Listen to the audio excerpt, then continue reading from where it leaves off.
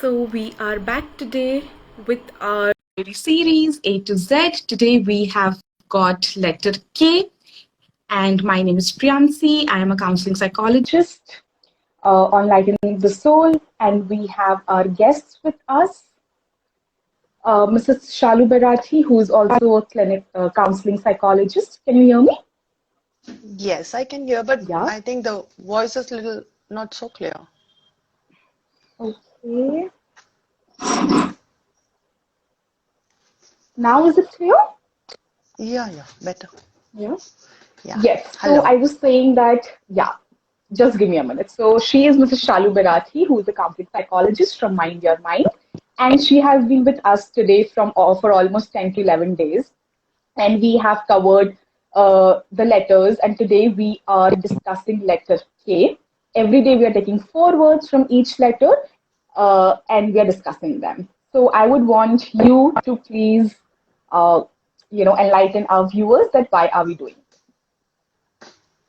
Hi, Priyansi. Good evening and good evening all. Uh, Me and Priyansi want people to understand actual meaning of some psychological words normally used in day-to-day life. So that's why we are here, both of us, sparing our little time, understanding and making people understand about these new words. It's a learning process for us too, and hope it's going to be helpful to others too. What do you say, Yeah, Priyansi? I did receive a few feedbacks, and one was saying that it really helped her, and one of the followers also said that it is actually learning new words every day. So sometimes they are Yeah. there, sometimes not there. So they see the recorded videos that we are putting. So like they're like, okay, we are learning something. So I'm like, we are happy. It's like mutual learning. That's all what we want. Yes, sure. So for our viewers to know that we are taking these words from the Oxford Dictionary of Psychology by Andrew Coleman to maintain authenticity so that our viewers can also refer the dictionary. And if you don't want to refer the dictionary, you can obviously ask us to tell you more words from the letters that we are discussing. Yes. So without wasting any Yes. further time, because today's words are a little in detail. So first word for today is Yeah. So first word for today is kin selection. First, I'll read from the dictionary itself, the exact meaning of the word, and then we'll discuss. Okay, Priyansi? So the kin selection is a form of natural selection involving altruism shown by animals towards their sibling or other close relatives, thereby increasing their own inclusive fitness directly by helping their relatives propagate genes that they share. It is like maintaining a gene pool. If the genes are strong and they could survive, that gene pool is maintained. Rest are all killed. This is done even by their own species itself. For it's a very good example when we understand the example of honeybee. hmm, If you see a honeybee, it happens in on animals, not in humans now, but still we try okay. to maintain in humans as well. It is like marrying the right person who has a good gene pool, so that the siblings will have good gene pool later on, and they are strong enough to handle situations or diseases. So that way we maintain a gene pool. This is like kin selection.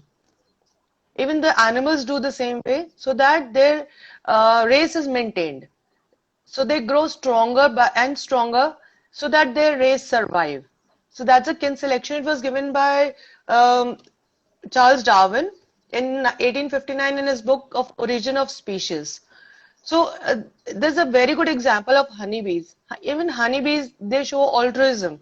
So the queen bee who lays the egg and the brothers of that queen bee will make sure that the children of that queen bee survive, thereby Okay. killing all the other queen bees and the eggs at all. Okay. They'll kill everyone around. They'll just maintain their own gene pool so that the later generation is of their own gene pool. So that way it is. Got it. Got it. So I just knew a little about kin selection, but I can now understand more about kids, and I would definitely read more on it because it's pretty interesting. Like you are killing the other Y- queen bees to maintain your gene pool. So yeah, that's quite interesting to know.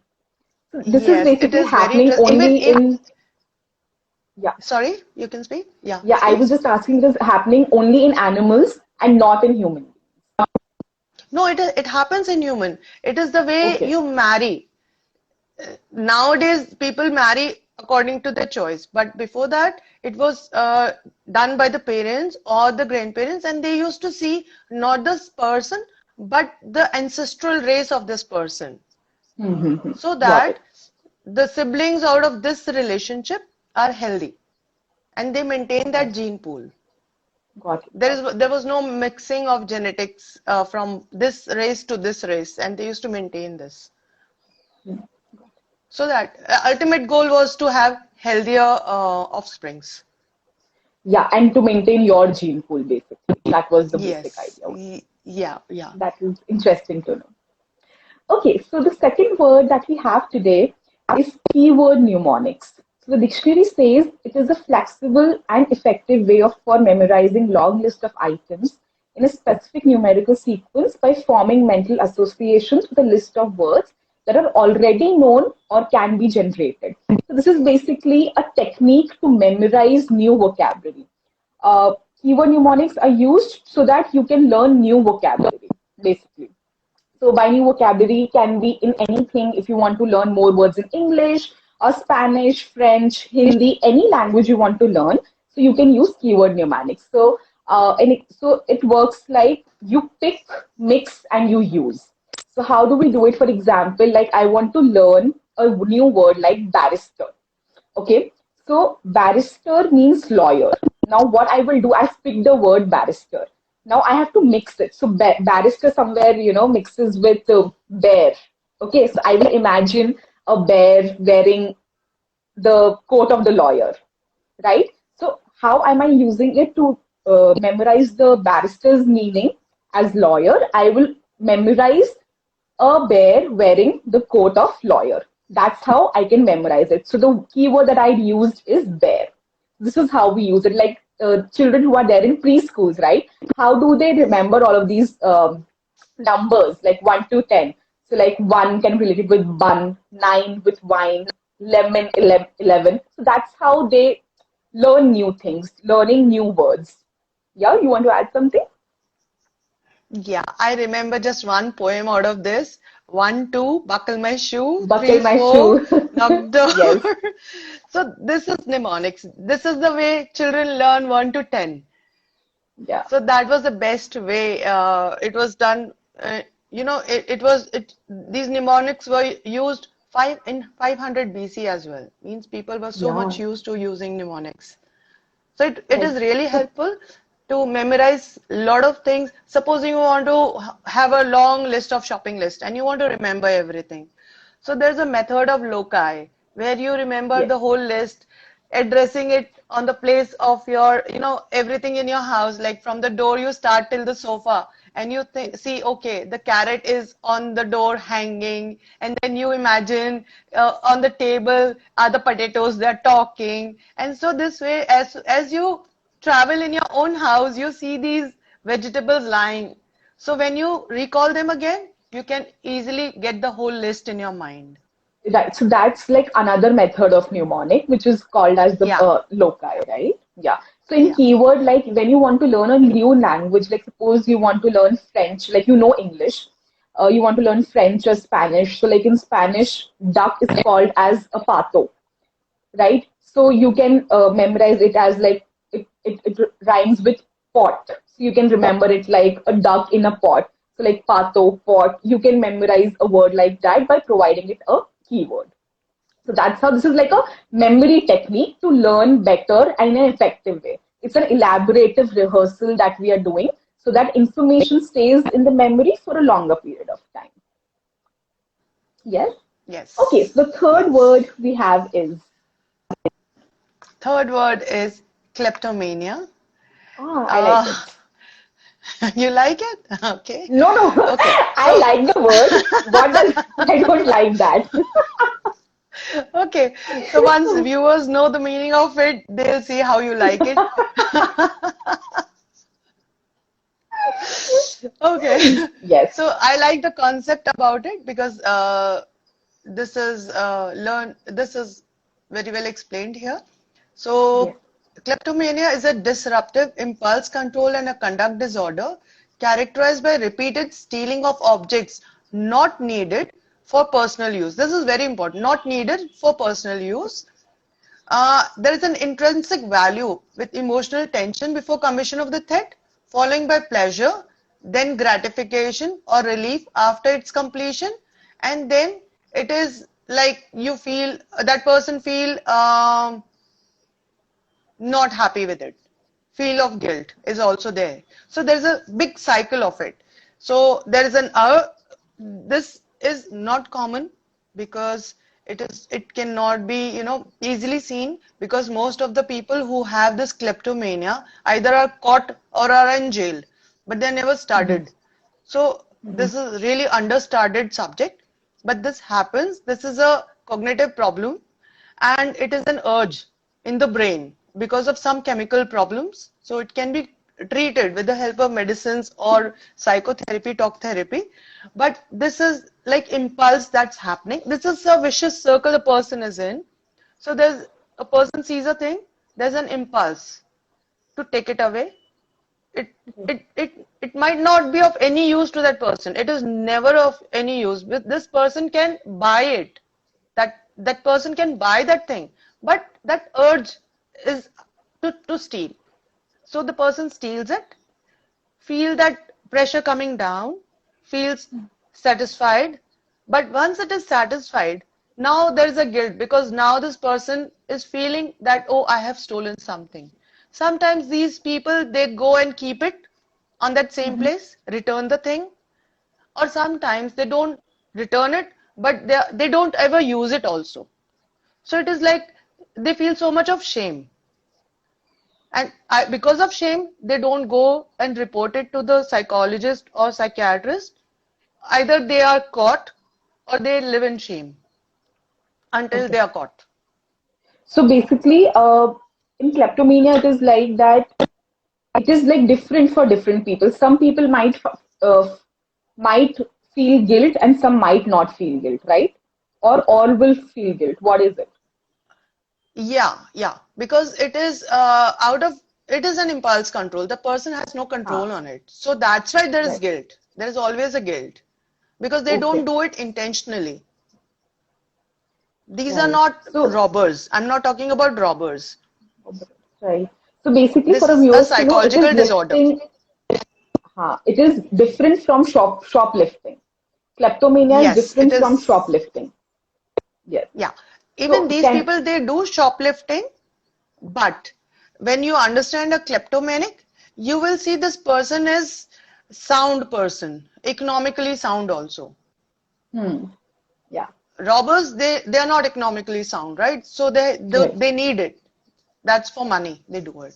Yeah. This is So, impulse. can we say, like, correct me if I'm wrong, can we say that if somebody constantly does shoplifting, can it turn into a kleptomanic behavior? It is already a kleptomanic behavior that is being seen. Okay. But if constantly done, can we like turn into a It might be a klep- kleptomanic person who is doing it constantly. right, that is what I was saying. Right. Okay, got it. Viewers, if you have any questions on whatever we are discussing, feel free to drop your questions or ask anything. Okay. So the last word that we have for today is the Kohlberg's moral development stages. So the dictionary says it was proposed by Lawrence Kohlberg on the basis of research in which he confronted children with series that posed moral dilemmas.